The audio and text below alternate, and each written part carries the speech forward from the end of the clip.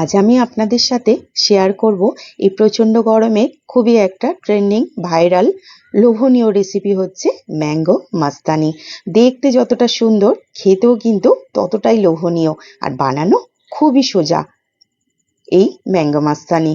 তো এর জন্য আমি এখানে প্রথমে দুটো মতো পাকা আম নিয়ে নিয়েছি। আমটাকে প্রথমে আমি ভালো করে ধুয়ে পরিষ্কার করে নিয়েছি। এখন কিন্তু বাজারে মোটামুটি পাকা আম পাওয়া যাচ্ছে। এবার আমটাকে আমি প্রথমে একটু ভালো করে ছোট ছোট টুকরো করে কেটে নেব।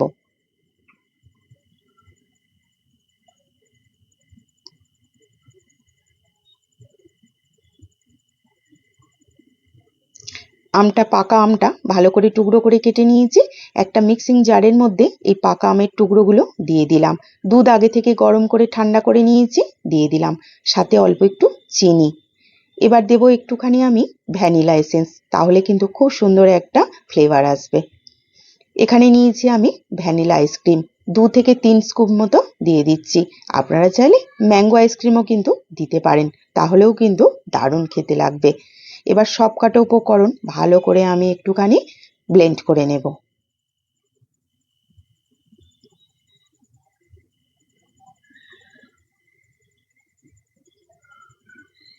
একটা গ্লাসের মধ্যে একটু প্রথমে পাকা আমের টুকরো আমি দিয়ে দিলাম।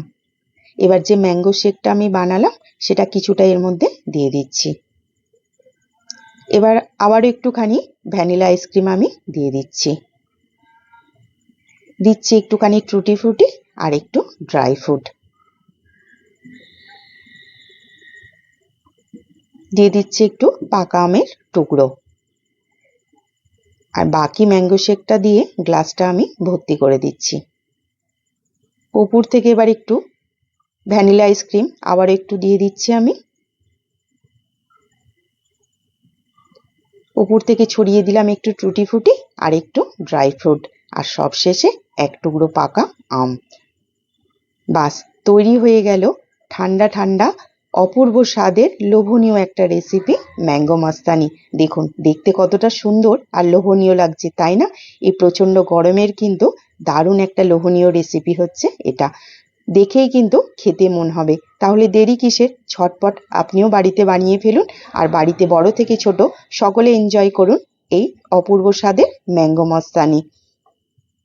যদি আমার এই রেসিপিটি আপনাদের ভালো লাগে, প্লিজ একটি লাইক করবেন, একটি কমেন্ট করবেন, আর আরও রেসিপি দেখার জন্য আমার ফেসবুক পেজটিকে প্লিজ ফলো করবেন।